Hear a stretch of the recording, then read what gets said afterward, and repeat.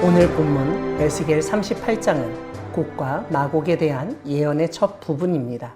2절에서 하나님은 마곡 땅에 있는 왕 곡에게로 얼굴을 향하고 그에게 예언하라고 말씀하십니다. 제일 먼저 주목할 점이 있습니다. 다름 아니라 2절을 보면 곡이 왕이라고 하면서 그와 함께 메섹과 두발이 언급되기 때문입니다. 메섹과 두발은 에스겔 27장 13절에서 두로의 무역 상대국으로 등장하며 32장 26절부터 28절에서는 세상을 두렵게 했으나 이제 칼에 죽임을 당한 자라고 경멸하는 어조로 묘사됩니다. 그의 군대에는 완전한 갑옷을 입고 큰 방패와 작은 방패를 가지며 칼을 잡은 큰 무리가 포함됩니다.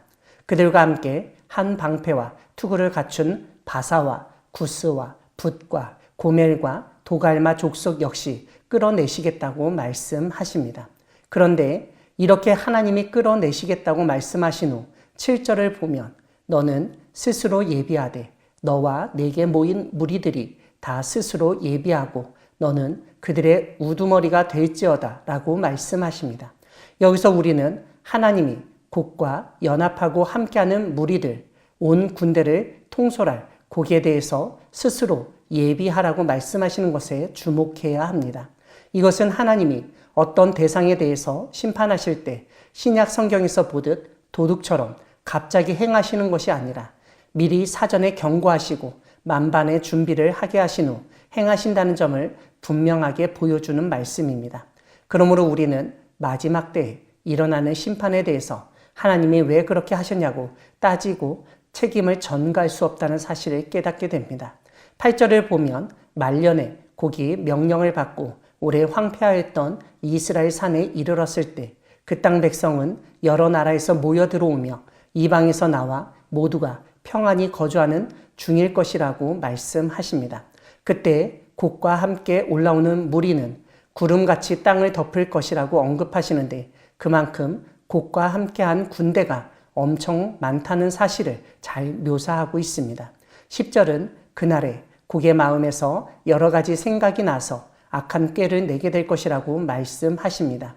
그래서 11절을 보면 곡이 속마음으로 하던 말, 어렵고 힘든 산지로 다니지 않고 평원의 고을로 가고 성벽도 없고 문이나 빗장이 없는 곳으로 가겠다고 말한다는 것입니다. 침략 전쟁을 준비하지도 않고 평안히 살던 사람들로부터 물건을 겁탈하고 노력할 계획을 세웁니다. 그때 스바와 드단과 다시스의 상인과 그 부자들이 오히려 탈취와 노략과 약탈을 하러 왔냐고 비난하며 꾸짖을 것이라고 말씀하십니다. 이러한 가운데 하나님은 에스겔 예언자에게 곡에게 예언하도록 명령하십니다. 특별히 하나님은 곡이 자신의 고국 땅 북쪽 끝에서 많은 백성, 말을 탄 큰 무리와 능한 군대와 함께 온다는 점을 언급하십니다. 구름이 땅을 덮음같이 하나님의 백성 이스라엘을 치러 올 것이라고 분명히 지적하십니다. 하지만 끝날에 하나님은 곡을 이끌어다가 하나님의 땅을 치게 하신다는 점을 상기시키십니다. 그것은 이방 사람의 눈앞에서 하나님의 거룩함을 나타나게 하기 위함이라고 설명하십니다. 18절을 보면 그날에 곡이 이스라엘 땅을 치러 오면 하나님의 노여움이 하나님의 얼굴에 나타날 것이라고 말씀하십니다. 특별히 17절에서 하나님은 이전에 이스라엘의 예언자들을 통해서 예언하신 일, 하나님이 북쪽 세력을 이끌어다가 이스라엘 백성을 치게 하시겠다고 하신 말씀을 상기시키십니다.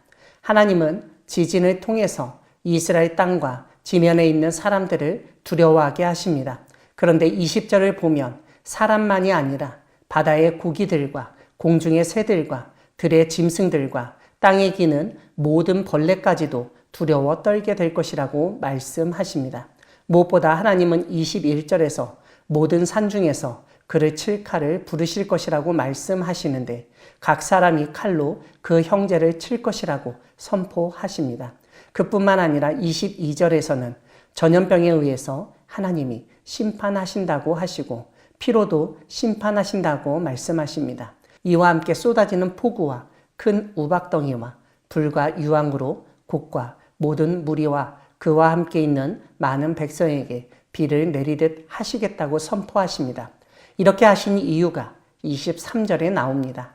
마지막 때에 하나님이 하시는 그 일은 하나님의 위대함과 거룩함을 나타내기 위한 하나님의 특단의 조치였다는 사실을 깨닫게 됩니다. 하나님은 그날에 하나님을 대적하고 있는 모든 악의 세력을 한꺼번에 심판하신다는 사실을 보여주십니다.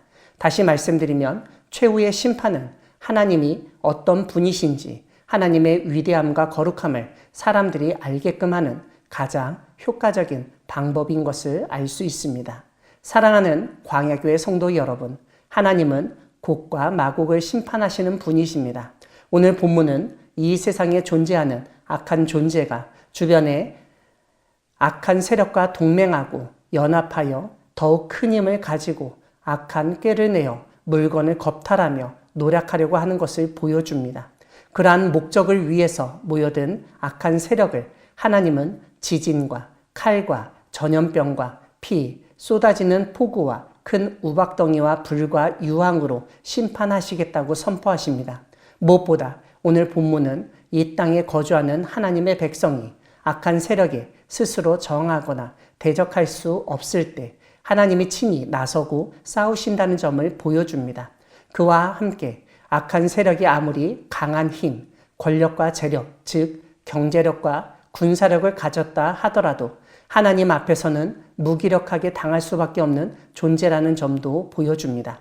그렇게 해서 하나님이 얼마나 강한 분이신지, 이 세상 권력과 구별되는 거룩하신 분이신지를 알려주십니다. 오늘날에도 악한 세력은 전 세계 곳곳에서 노력하고 탈취하고 약탈을 계획하고 있습니다. 테러와 전쟁을 통해서 경제 정책이라는 미명 하에 약한 나라를 겁박하고 약탈하는 악의 세력을 하나님은 심판하실 것입니다. 이 땅의 악의 세력을 일시에 일거에 심판하시고 없애실 하나님을 믿으며 끝까지 정의와 평화를 추구하며 선을 행하는 우리 모두가 되기를 소망합니다. 아멘.